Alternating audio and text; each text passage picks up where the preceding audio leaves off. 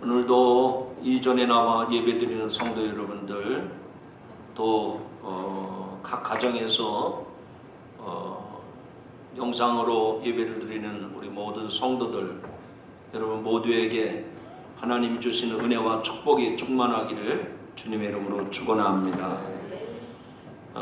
중국 우한에서 발생한 신종 코로나19가 점점 전 세계로 퍼져가고 있습니다.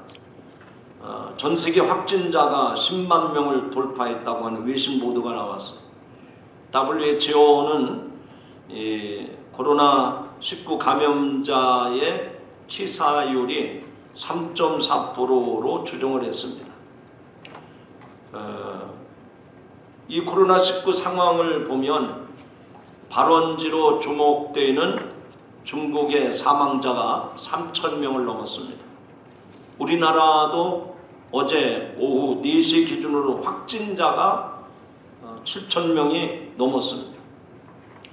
이렇게 코로나19의 높은 전염성과 사망자 증가는 전 세계를 공포로 몰아넣고 있습니다.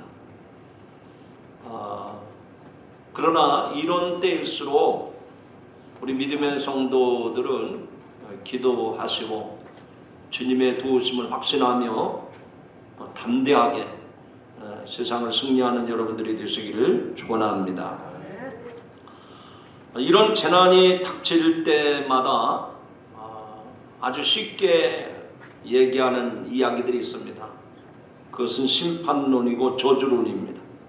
어떤 이들은 전 세계적으로 퍼져가는 이 코로나19가 중국을 향한 하나님의 심판이다, 아니면 한국을 향한 하나님의 심판이라고 아주 너무 쉽게 단정적으로 그렇게 비판하는 사람들이 있습니다.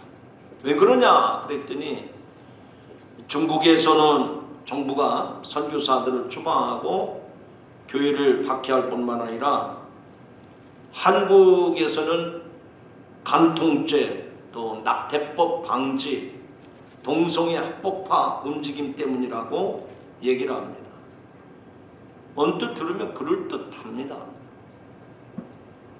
그러나 이렇게 말하는 사람들의 주장에 대해서 여러분들은 어떻게 이해하고 있습니까? 정말 그들의 주장에 여러분들 동의하시겠습니까? 우리들은 이런 이야기들에 대해서 현혹당하고 또 동조하고 그러면 안 됩니다.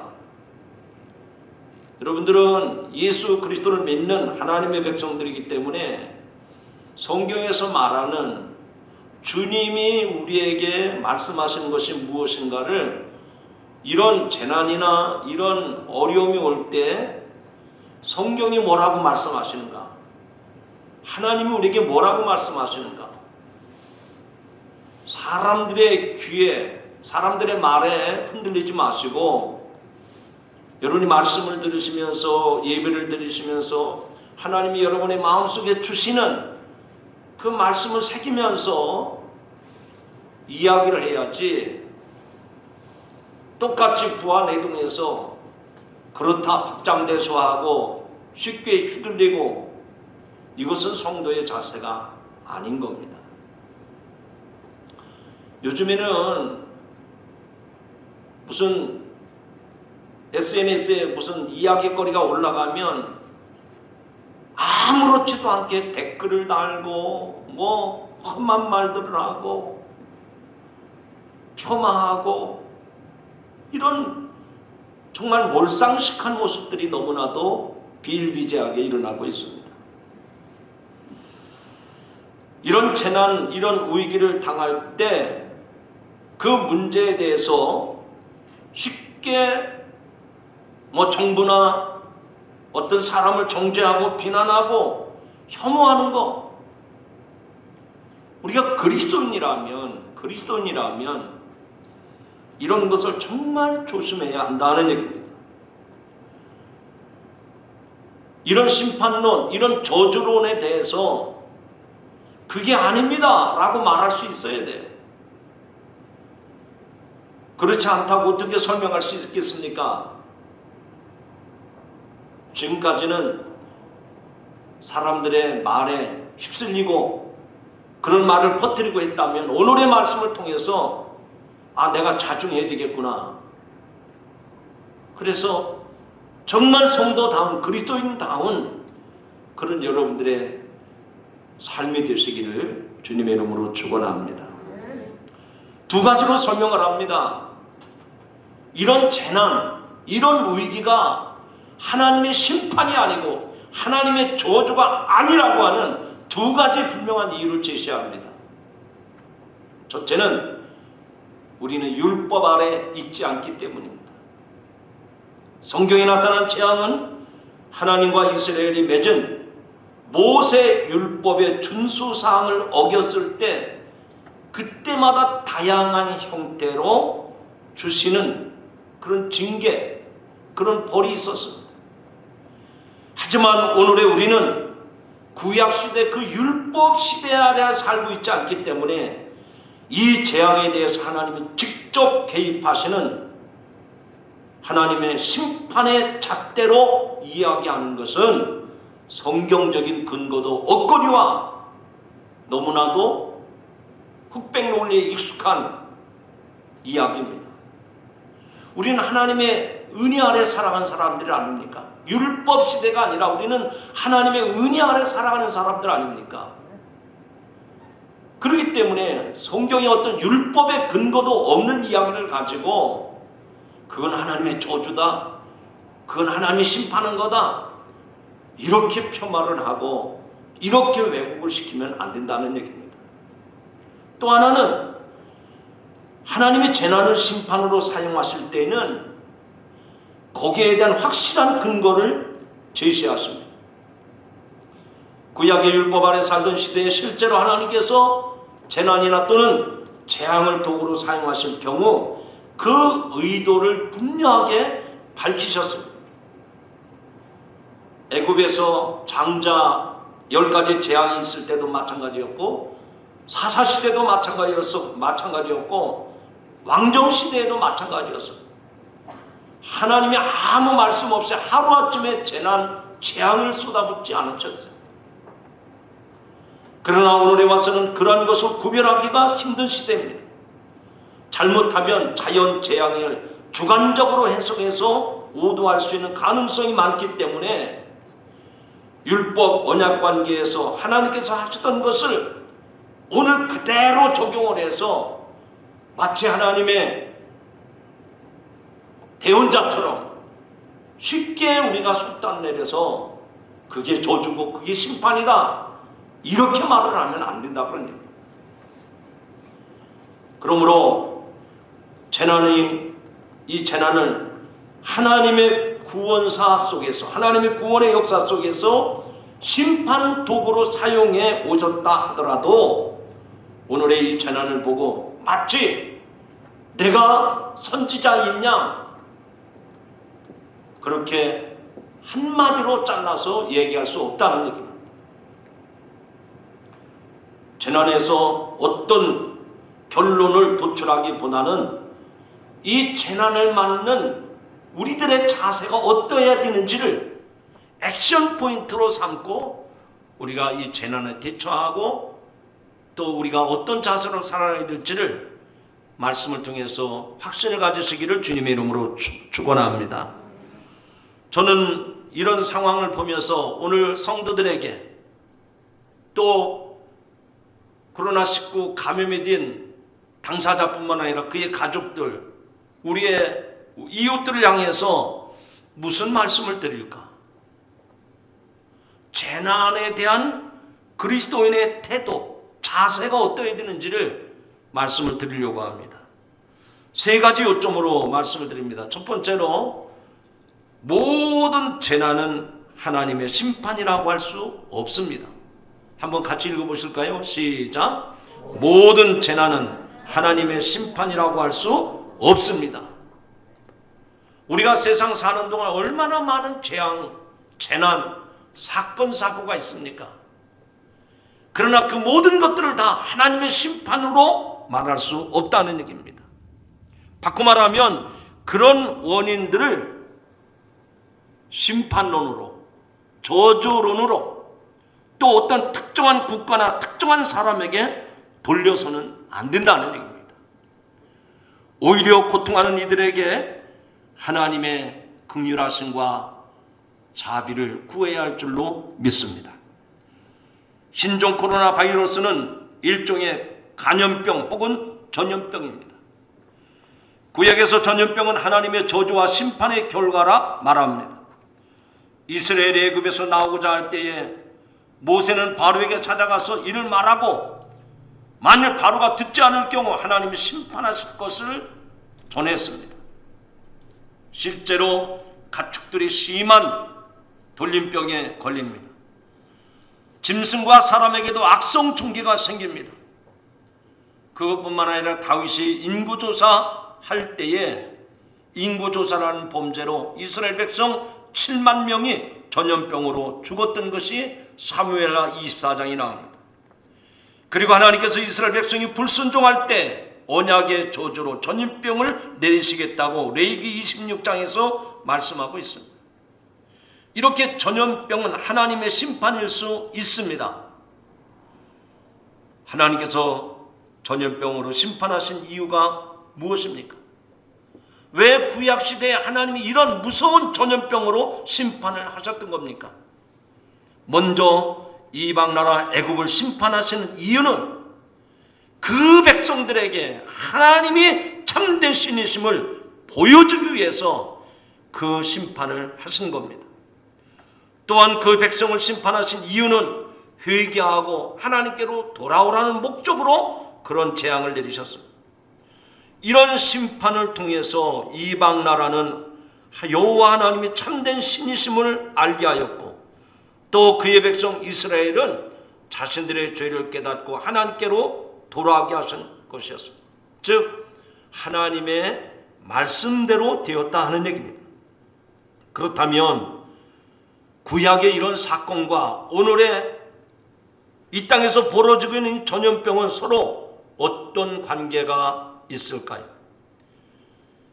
그때나 지금이나 똑같은 하나님의 심판일까요? 먼저 저는 그러한 심판을, 그런 판단을 내릴 수 없다고 봅니다. 왜냐하면 우리가 그것을 알 수 있는 근거가 없기 때문입니다.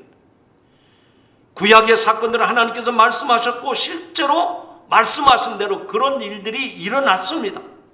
하지만 지금 우리에게 벌어지고 있는 일들은 하나님께서 말씀하시지 않았기 때문에 지금 우리에게는 어떤 하나님의 분명한 계시가 없다고 하는 말입니다.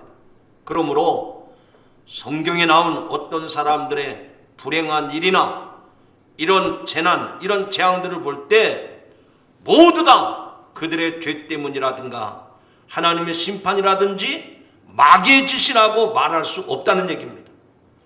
구약의 특정한 사건을 지금 우리 시대의 사건과 동일시하는 것은 우리가 스스로 판단할 수 있는 영역이 아닙니다.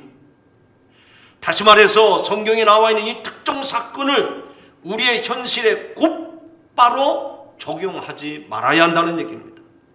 만일 중국의 지도자가 교회를 핍박했다면 왜 코로나19가 중국에서 벗어나서 대한민국 그리고 5대양 6대주로 이렇게 번져나가야 될까요? 왜 다른 지역의 교회도 이런 피해를 입어야 하느냐 하는 말입니다. 그러므로 우리가 쉽게 속단을 하면 안 됩니다. 그렇게 쉽게 폄하하는 말을 하면 안 된다는 얘기입니다. 우리는 어떤 사건이 발생하면 한쪽으로 치우쳐서 좌든 우든 한쪽으로 치우쳐서 해석하려는 경향이 있습니다. 잘못되면 하나님의 심판이고 잘되면 하나님께서 복 주신 것이라고 말을 합니다. 이런 생각은 예수님 당시에 유대인들에게도 있었습니다. 여러분 성경을 읽어보면 요한복음 9장에 날 때부터 앞을 보지 못하는 소경 한 사람이 있었습니다. 사람들은 예수님께 물어봅니다. 이 사람이 소경된 것은 누구의 죄 때문입니까? 부모의 죄입니까? 아니면 저 사람 자신의 죄입니까? 그때 예수님이 뭐라고 말씀하십니까? 이 사람이 소경된 것은 부모의 죄도 아니요 본인의 죄도 아니라 하나님이 하시는 일을 나타내고자 함이니라 라고 말씀을 하셨습니다. 사랑하는 성도 여러분, 오늘 우리가 세상에 사는 사람들은 그런 불행한 일이나 이런 재난 재앙을 보면서 누구 때문이라고 손가락질하고 쉽게 정죄하고 비판하고 폄하하는 말을 쉽지 않게 말합니다. 그러나 주님이 우리에게 가르쳐준 교훈은 무엇입니까?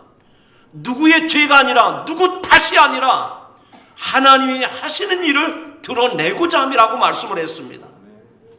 그러므로 이러한 재앙의 판단 영역은 우리 것이 아닙니다. 내가 생각한 대로 그렇게 된 것이 아니라는 얘기입니다. 우리는 이런 불행에 대해서 사람에게나 어떤 정부의 어떤 국가의 책임을 돌리고자 합니다. 그리고 하나님의 심판이라고 말하고 싶어 합니다. 그러나 예수님은 전혀 다른 해석을 주셨습니다. 우리는 사람 탓을 하고 싶어 합니다. 지도자 탓, 정부의 탓, 어떤 특정한 사람의 탓으로 돌립니다. 물론 그들의 잘못을 부정할 수는 없습니다. 거기에 따른 책임도 져야 됩니다. 하지만 그 원인을 모두 한 방향으로 단정 지을 수는 없다는 얘기입니다. 또 하나님의 심판이라고 하면서 어떤 대상들을 정죄하지 말아야 합니다. 물론 이 세상의 모든 일은 하나님의 손 안에 있습니다. 하나님의 주권 아래에 있습니다. 하지만 하나님의 심판이라고만 하면 정말 두려워요. 왜냐하면 그 재난을 인간의 힘으로 해결할 수 없기 때문입니다. 예수님은 소경으로 태어난 사람을 향해서 누구 탓이라 누구의 죄 때문이라 그렇게 말씀하지 않으셨습니다. 또한 하나님의 심판이라고도 말씀하지 아니하셨습니다. 오히려 하나님께서 그를 통해서 그의 놀라운 일을 드러내신다고 말씀을 하십니다. 이것을 보면 모든 불행을 똑같이 일률적으로 판단할 수 없다고 하는 것을 깨닫게 됩니다. 예수님은 하나님을 떠나 고통하며 하나님의 심판 아래에 있는 사람들을 구원하려고 이 세상에 오셨습니다. 지금 우리에게 일어나는 사건을 하나님의 심판이라고 말하기보다는 오히려 인간의 잘못과 연약함 때문이라고 해야 할 것입니다. 이때 필요한 것은 하나님의 심판, 하나님의 저주라고 말하기보다는 우리가 회개해야 될 때인 줄로 믿으시기를 바랍니다. 그리고 동시에 이런 때일수록 서로 보듬어주고 서로 위로해주고 서로 격려해주며 그들을 위해서 중보 기도해야 될 것이 오늘 이 땅에 있는 성도와 교회의 사명인 줄로 믿습니다. 당장 그들의 책임을 묻기보다 죄인들을 위해서 죽으신 예수 그리스도의 사랑을 우리가 받았다고 하면 우리도 예수님처럼 그런 마음을 품고 미력하지만 그렇게 행동하고 그렇게 살아가야 됩니다. 따라서 우리는 세상을 판단하고 정죄하기보다는 예수 그리스도의 마음, 예수 그리스도의 심장을 가지고 세상을 살아가는 성도들이 되시기를 주님의 이름으로 축원합니다. 우리도 고통당하는 사람들을 긍휼히 여기셔야 됩니다. 그들을 위해서 기도할 수 있고 그들에게 실제적인 필요를 채워줄 수가 있어야 됩니다. 그런 점에서 우리는 이런 재난이나 재앙이 왔을 때 그렇게 쉽게 함부로 충동적으로 말을 하면 안 된다는 얘기입니다. 우리는 나와 우리 가정을 살겠다고 마스크를 사재기 한다든지 더 쉽게 어떤 특정 교단이나 어떤 특정 정당이나 어떤 특정한 사람을 판단하고 정죄하고 폄하하는 말을 하면은 안 된다는 얘기입니다.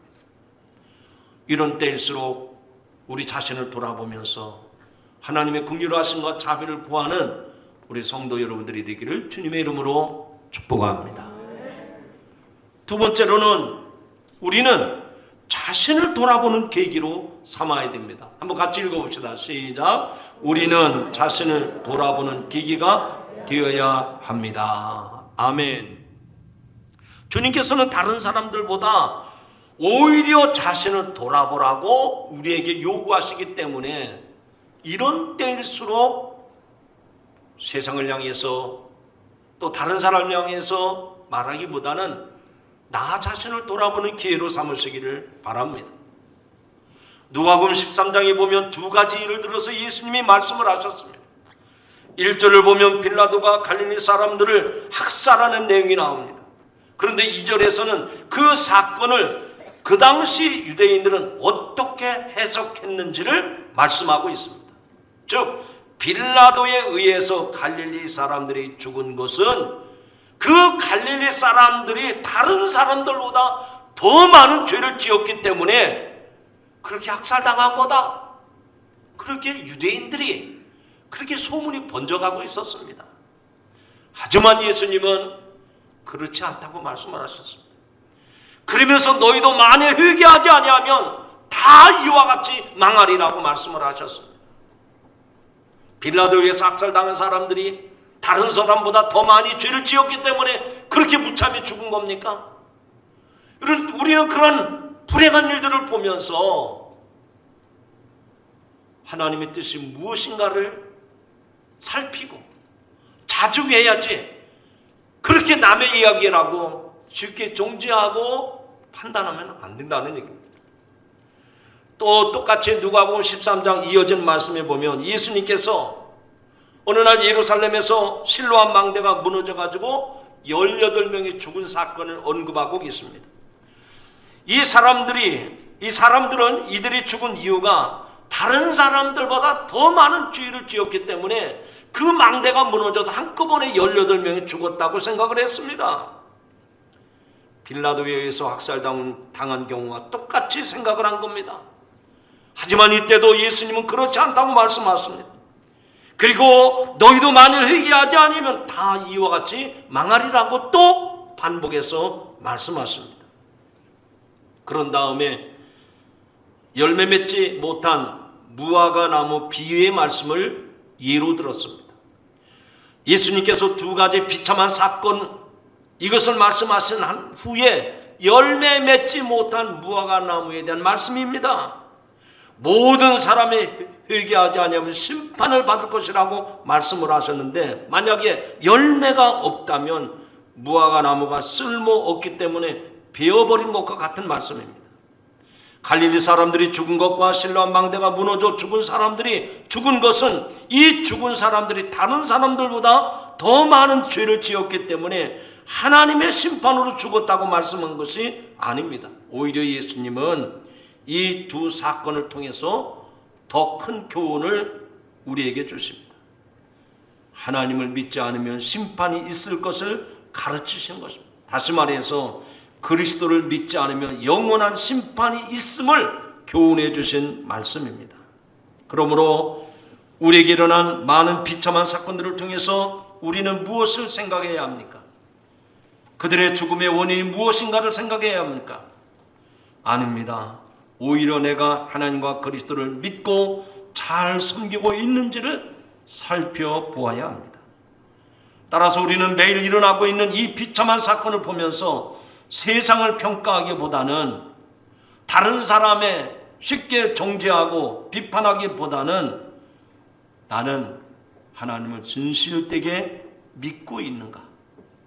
내가 하나님을 하나님으로 인정하고 살아가는가를 돌아보시기를 주님의 이름으로 축원합니다. 성경을 기록한 목적은 다른 사람을 판단하기 위해 우리에게 주신 것이 아닙니다. 우리 자신이 하나님을 진정으로 사랑하고 있는지, 하나님이 기뻐하지 않는 이 죄를 정말로 멀리하고 있는지를 돌아보라는 것입니다. 따라서 우리는 우리 주위에 일어나는 많은 재난과 이런 불행을 보면서 남을 이야기하기 전에 우리 자신을 돌아보아야 합니다. 다른 사람에 대한 평가보다 우리 자신들을 돌아보는 것이 더 중요하다는 얘기입니다. 더 이상 누구의 탓으로 돌리거나 누구를 혐오하는 말을 하면 안 됩니다. 이럴수록 우리 성도들은 자중해야 됩니다. 정말 자신을 돌아봐야 돼요.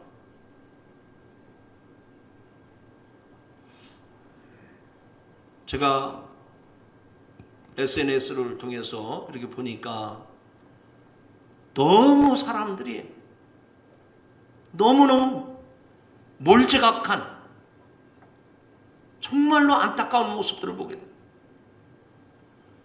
왜 이런 전염병이 돌았는가?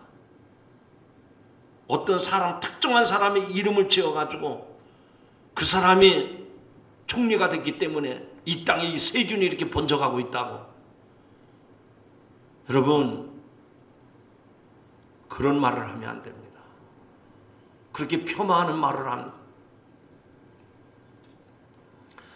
사랑하는 성도 여러분, 이런 때일수록 우리가 동요하지 말고 하나님 앞에 우리 자신을 돌아보는 저와 여러분 되기를 주님의 이름으로 축원합니다. 세 번째입니다.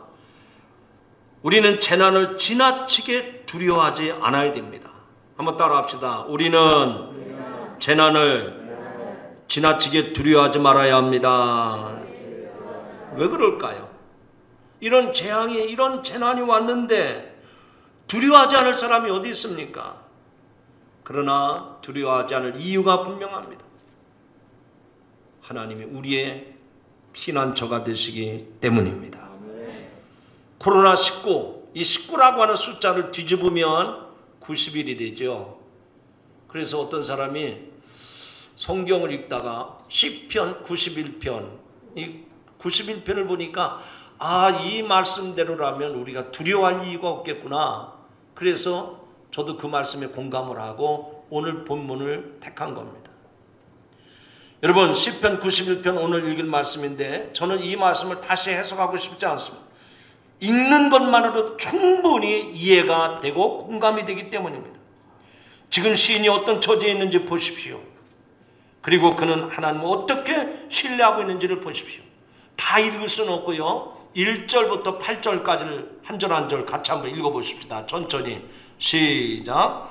지존자의 은밀한 곳에 거주하며 전능자의 그늘 아래에 사는 자여, 나는 여호와를 향하여 말하기를 그는 나의 피난처요 나의 요새요 내가 의뢰하는 하나님이라 하리니 이는 그가 너를 새 사냥꾼의 올무에서와 심한 전염병에서 건지실 것임이로다. 그가 너를 그의 기체로 덮으시리니 네가 그의 날개 아래에 피하리로다.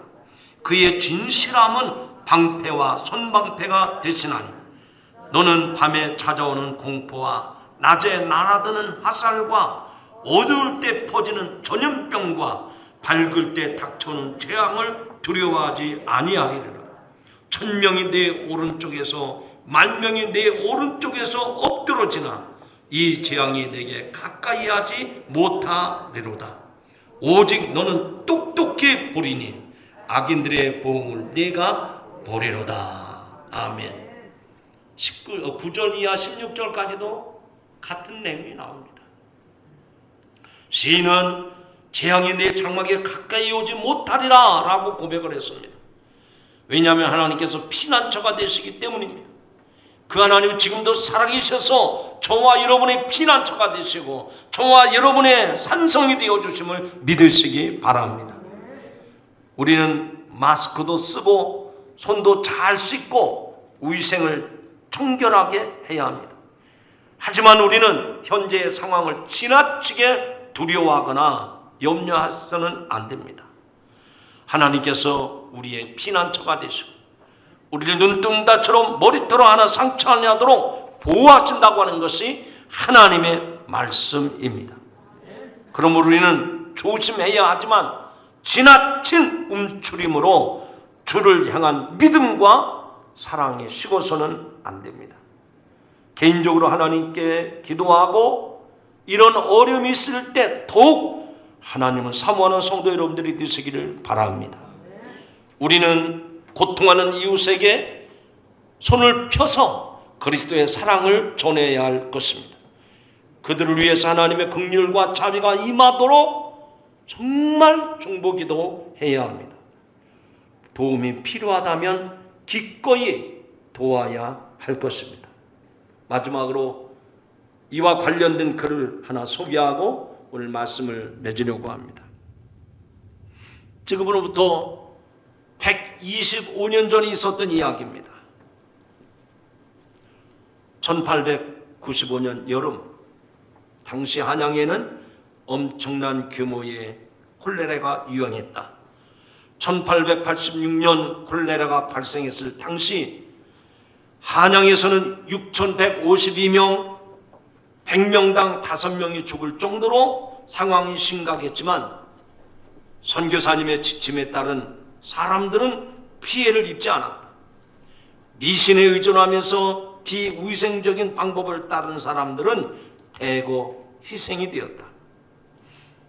10년이 지나 다시 콜레라가 발생했을 때 당시의 사람들 사이에는 기독교 병원을 가지 않으면 죽는다는 소문이 돌았다.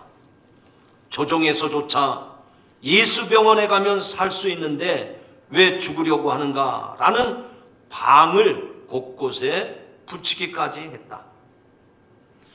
언더우드 선교사와 다른 선교사들은 1895년 여름 발생한 콜레라 퇴치를 하는데 힘을 모았고 서대문 밖에 콜레라 환자 보호소를 만들어 운영했다. 하지만 인력이 턱없이 부족했다. 이때 위험을 무릅쓰고 세문안교회 교인들이 자원봉사단으로 참여해 헌신적으로 백성들을 돌봤다. 이것이 125년 전에 이 땅에 콜레라가 창궐했을 때 있었던 기사의 내용입니다. 성도 여러분, 이제 오늘의 말씀을 통해서 재난에 대처하는 우리 성도들의 자세, 태도는 어때야 될까요? 첫째로, 재난은 하나님의 심판이라고 할 수 없다는 겁니다. 두 번째로, 이럴 때 우리는 남을 탓하고 혐오하기보다는 자신을 돌아보는 계기가 되시기를 바랍니다. 세 번째는, 하나님 우리의 피난처가 되시기에 지나치게 재난을 두려워하고 염려해서는 안 됩니다. 그럴수록 하나님을 의지하고 하나님의 자비를 구하는 여러분들이 되시기를 주님의 이름으로 축원합니다. 사랑하신 하나님 아버지, 대한민국이 지금 코로나19로 모든 백성들이 심히 불안해하고 염려하고 있습니다. 이 땅, 이 백성을 긍휼히 여겨 주옵소서.